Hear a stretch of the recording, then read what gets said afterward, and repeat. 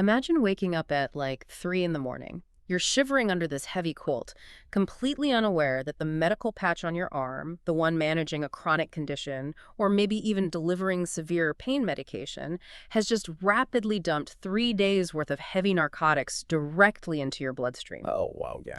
Right, and you haven't touched the patch, you haven't taken an extra pill. Your body simply experienced a severe menopausal hot flush, which was then followed by a heavy night sweat. It's honestly a massive, incredibly dangerous blind spot in modern medical engineering. We are essentially slapping these rigid, perfectly calibrated static devices onto a biological surface that is, going through a profound chaotic metamorphosis. And that is exactly the collision we are examining today. We're looking at a huge cross-section of sources for this deep dive. We've got dermatology guides, clinical trial data, pharmacological research, device troubleshooting manuals, all to answer one really critical question. Yeah, how do menopausal hot flushes and overnight temperature spikes completely upend the performance, the accuracy, and the physical skin adhesion of wearable medical devices? Exactly. We want to understand the physics of why they fail and, more importantly, the clinical danger it presents to you, the patient who's actually relying on them. Okay, let's unpack this. Right. So before we can even dive into the engineering failures of the gadgets themselves, we really have to understand the biological canvas they're trying to stick to. Yeah, like what is actually happening to the body during a hot flush? Well, to understand the failure, we have to look at the physiology. Mm. During menopause, the body experiences these fluctuating and, well, declining estrogen levels. Right. And this decline causes the hypothalamus, which is essentially the brain's temperature regulating center, to basically misfire. The brain's thermoneutral zone drastically narrows. Meaning it suddenly registers normal body temperatures as dangerously hot. Precisely. So to shed this phantom heat, the body initiates a massive, rapid physiological response. It just hits the panic button. Yeah, exactly. It triggers extreme vasodilation, which means the blood vessels right near the surface of the skin expand rapidly to release heat.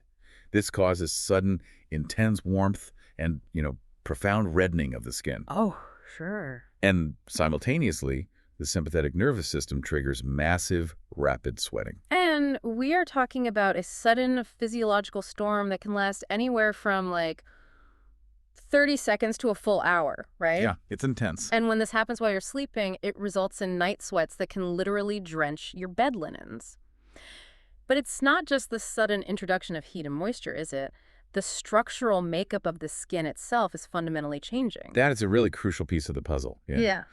The decline in estrogen doesn't just mess with the brain's thermostat.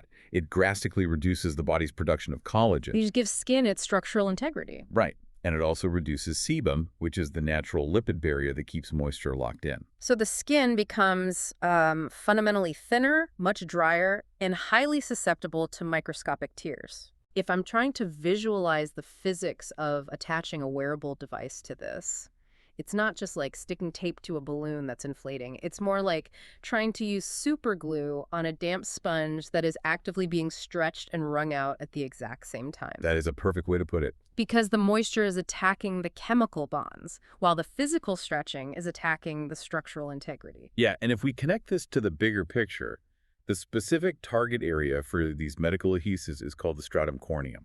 It's the very outermost microscopic layer of the skin. Okay. Device engineers rely on that layer to be a stable, predictable foundation. But during a menopausal hot flush, that stratum corneum becomes a really volatile, rapidly shifting target. Which brings us to the actual physics of why these expensive devices just fall off. We have this volatile surface. So what is physically happening to the glue on a molecular level when it hits that sudden spike in moisture and temperature? Well, it really comes down to a battle for binding sites. Right. Medical adhesives use chemical bonds to grip the microscopic ridges of the stratum corneum. Right, they need something to grab onto. Exactly. So when a sudden, heavy sweat hits, water molecules flood that space. Ooh. And water is incredibly pervasive. Oh, yeah. It violently competes with the adhesive molecules for those binding sites on the skin, essentially dissolving the chemical anchors. But this isn't just a chemical failure, right? It's a mechanical one, too, because if you are having a night sweat, you aren't just lying perfectly still. No, definitely not. You are likely tossing and turning because you're uncomfortable in damp sheets. And that introduces a mechanical force that engineers call shear stress. Imagine a parallel sliding force. Okay, so instead of pulling the patch straight up and off, the friction of the bed sheets pulls horizontally across the top of the patch. Yes, exactly. The moisture has already weakened the chemical bonds, and now this horizontal shear stress easily overcomes the remaining friction. It leads to severe edge peeling.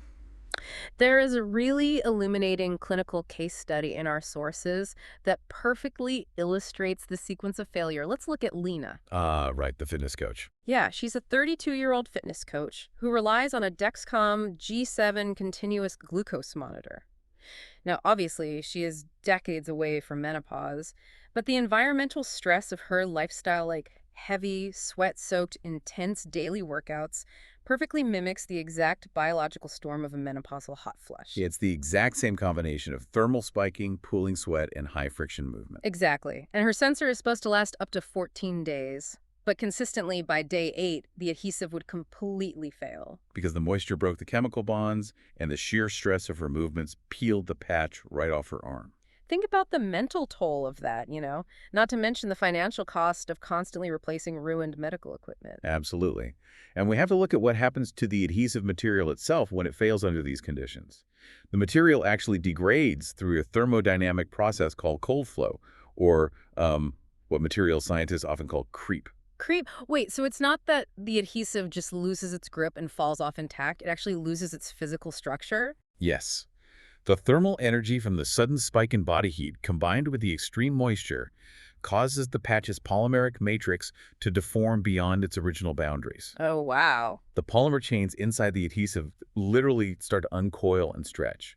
If you've ever pulled a medical patch or a heavy bandage off your skin and found a dark, sticky, incredibly stubborn ring left behind. Ugh. Yes, I hate that.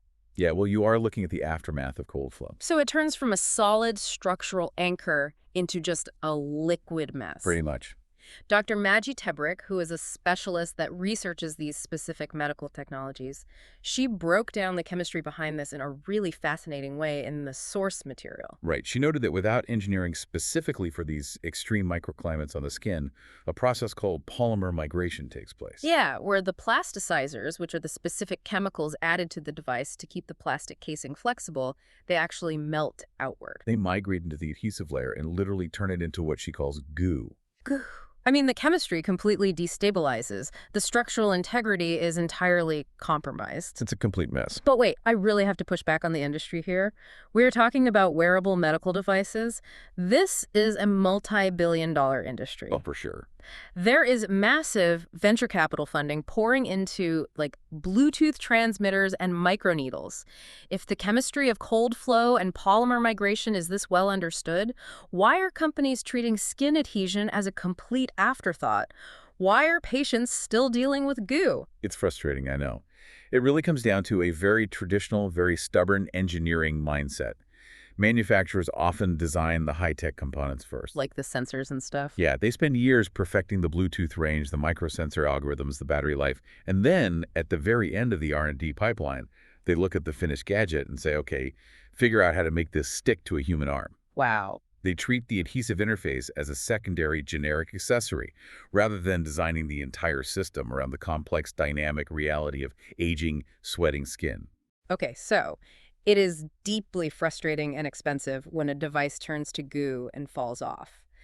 But we need to look at what happens when the device actually manages to survive the sweat, stays attached, but the biological chaos of the hot flush distorts the medical data it's collecting. Right, we move from a mechanical failure to a data failure. And this feels significantly more insidious because you might look at your smartphone screen and assume everything is totally fine. This is where the engineering oversight becomes clinically dangerous. Let's look closely at continuous glucose monitors, or CGMs. Okay. A critical fact that many patients don't realize is that CGMs do not measure your blood sugar directly from your veins.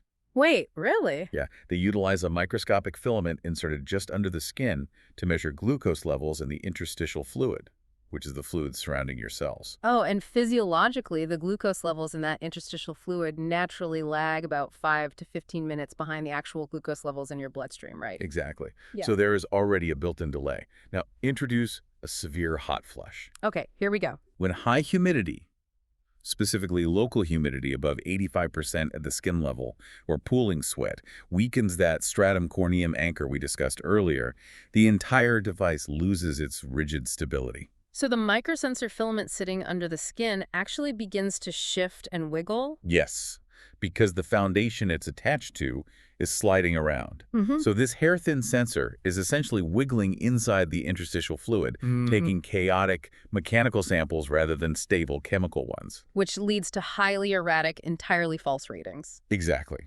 A patient might look at their monitor and see their glucose levels plummeting dramatically. Oh, man. So they might consume unnecessary sugars or administer incorrect insulin doses simply because the device shifted due to microscopic sweat pooling. It happens all the time. But this data disruption isn't just about fluid mechanics. It gets even more complicated and, frankly, more terrifying when we look at devices tracking electrical signals. Oh, absolutely. Let's talk about electrocardiograms, or ECGs, which monitor the electrical rhythm of the heart. Right. ECGs rely on detecting incredibly subtle microvoltage changes through the skin. Okay. When a hot flush hits, the sudden extreme temperature fluctuation, combined with sweat interacting with the conductive gel on the electrode, dramatically alters the electrical impedance of the skin itself. So the electrical resistance of the canvas changes. Exactly. And the monitor reads the shifting resistance as something called baseline wander. Baseline wander. Yeah. If you were looking at the ECG readout, instead of a clean, flat horizontal line punctuated by sharp heartbeats, the entire baseline slowly drifts and undulates up and down the screen. Wow. It creates a chaotic wave pattern that can easily mask a genuine cardiac event. You know, there is a clinical narrative in the medical archives that illustrates the sheer panic this can cause. Picture this 82-year-old woman admitted to the hospital. Okay. She's hooked up to a continuous ECG monitor. Suddenly, the alarms start blaring. The readout shows she is in atrial fibrillation. Which is a highly erratic, extremely dangerous heart rhythm where the upper chambers of the heart beat out of coordination, a critical life-threatening scenario that requires immediate intervention. Exactly. So the medical staff rushes in. They are prepping heavy-duty intravenous blood thinners to prevent a stroke. They're preparing for an emergency cardiac protocol. Naturally. But right before they push the medication, a nurse realizes the patient isn't in cardiac distress at all. She is simply shivering violently. She was experiencing the immediate aftermath of a severe hot flush. Yes, because after the body rapidly dilates the blood vessels to dump all that phantom heat, it cools down way too quickly, triggering intense chills and shivering. Right. And those shivering muscles completely hijack the electrical reading of the heart monitor. It's a phenomenon known as somatic muscle tremor interference. And the reason it perfectly fakes a heart attack comes down to the actual frequency of the electricity, doesn't it? Yeah, it does. High-frequency somatic muscle tremors. So the electricity your brain uses to make your shoulder muscles twitch and shiver, they fire at a frequency between 20 and 500 hertz. But a heart monitor is essentially just a machine looking for electrical spikes in that exact same 20 to 500 hertz frequency range. Yes.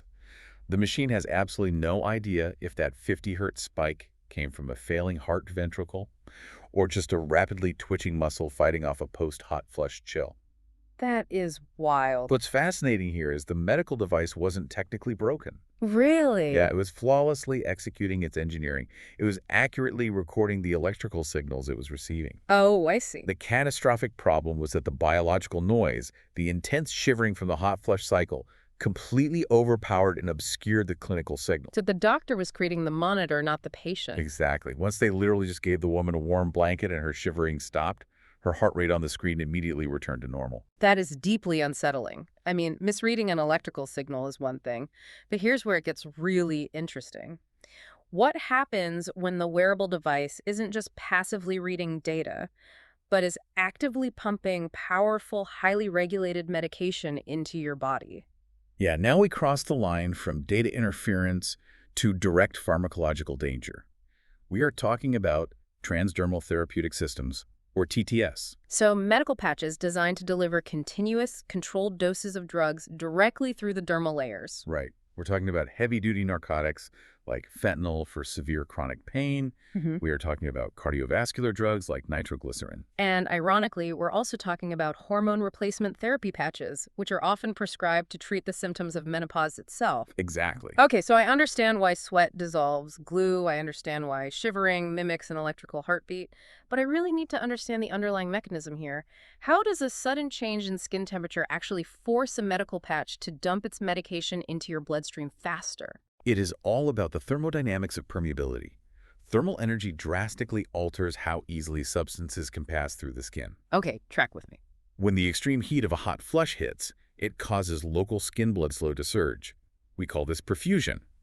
But more importantly, as the skin rapidly heats up, that intense thermal energy actually fluidizes the lipid domain of the skin. Okay, let me make sure I'm visualizing this correctly. The lipids, like the natural fats surrounding our skin cells, they usually act like a solid brick and mortar wall, right? Keeping the outside world out and keeping our internal moisture in. Yes. What you're saying is that the thermal energy of the hot flush essentially melts the mortar. The wall becomes entirely porous. That is an excellent way to describe it.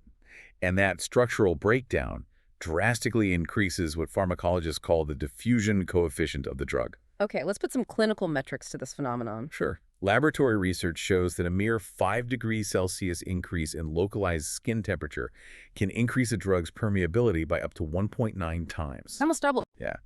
And if the local temperature increases by 10 degrees Celsius, the absorption rate spikes by a staggering 3.4 times. Those aren't tiny margins of error. We are talking about exponential leaps in dosage. It's massive. Let's go back to the scenario we opened with. You're wearing a fentanyl patch for chronic pain. You experience a massive hot flush in your sleep. Your body then swings into the chill phase, so you wrap yourself tightly in thick, heavy blankets. Right. You are now trapping all of that thermal energy and all of that sweat directly against the medical patch. You've created a micro greenhouse on your arm. And that micro greenhouse effect triggers what the medical literature refers to as dose dumping. Dose dumping. Because the melted mortar of the skin allows the patch to rapidly evacuate its payload, it sends potentially toxic, completely unregulated levels of medication directly into the bloodstream in a fraction of the intended time. Exactly. It's a critical overdose event triggered entirely by ambient body heat. Does the internal engineering of the patch itself matter in this scenario? Like, are all patches equally susceptible to dose dumping under a hot flush? Well, the internal mechanics make a significant difference, though, I should say. Neither is entirely immune. There are two primary architectural designs for these patches: reservoir patches and matrix patches. Okay, what's a reservoir patch? A reservoir patch literally holds a tiny liquid pool or gel pocket of medication locked behind a rate-controlling membrane. Got it. That membrane is precisely engineered to let a very specific amount of drug through at a normal, stable 98.6 degree body temperature. So what happens to that membrane when the temperature spikes? When you introduce the extreme thermal energy of a hot flush, the drug molecules trapped behind the membrane gain kinetic energy. They become agitated. So they're bouncing around. Right, they move faster, hitting the rate-controlling membrane harder and much more frequently. The physical membrane simply cannot contain the highly energized, fluidized drug, and it just forces its way through the barrier. Basically overwhelming the physical capacity of the engineering. Precisely. Now, matrix patches operate a bit differently. In a matrix patch, the drug isn't in a liquid pool. It is suspended directly within the adhesive polymer itself. Oh, okay. So it's baked right into the glue. Yeah. Because there isn't a pressurized pool waiting to escape, matrix patches are slightly more stable under heat. But they're still vulnerable, right? Very. Because even if the patch itself holds up better, you still have to contend with the fluidized lipid domain of the patient's skin. Right, the melted mortar. Exactly. Once that biological mortar melts, the matrix patch will still dump its dose much faster than intended. It's just wild to think about. We are putting absolute, unquestioning trust into these rigid pieces of plastic polymer and adhesive. We're expecting them to perform flawlessly on a biological canvas that is constantly shifting, sweating, melting, and changing temperature. This raises an important question, though. While we wait for the medical engineering industry to stop treating menopausal biology as an unpredictable edge case, how can patients protect themselves right now? Right, what can you actually do? The clinical guidance does offer some very practical, necessary solutions. Using medical-grade overpatches can help secure the primary device against that mechanical shear stress from tossing and turning. Okay, that makes sense. Identifying optimal placement sites is also key. Choosing areas of the body with less friction and less natural sweat pooling is crucial for maintaining the adhesive bonds. Right. And above all, if you are wearing any kind of transdermal drug patch, strictly avoiding any external heat sources like heating pads, electric blankets, or hot baths is absolutely non-negotiable. Wow. It really comes down to being a fierce advocate for your own biology, and thoroughly understanding the limitations of the technology you're attaching to it. Absolutely. And I want to leave you with one final, deeply provocative thought to ponder as we wrap up. As we researched this, we looked ahead to the next generation of this technology. Researchers are currently developing what they call active patches. Oh, these are fascinating. Yeah, instead of just passively letting a drug diffuse into the skin like we see today, these future wearables will utilize ultrasonic waves and active electrical charges to forcefully push much larger molecules like insulin directly through the dermal layers. It is an incredible leap forward for pharmacology, utilizing iontophoresis and sonophoresis to bypass the digestive tract entirely. It really is. But think about the absolute chaos we just mapped out over the last 15 minutes or so. Yeah.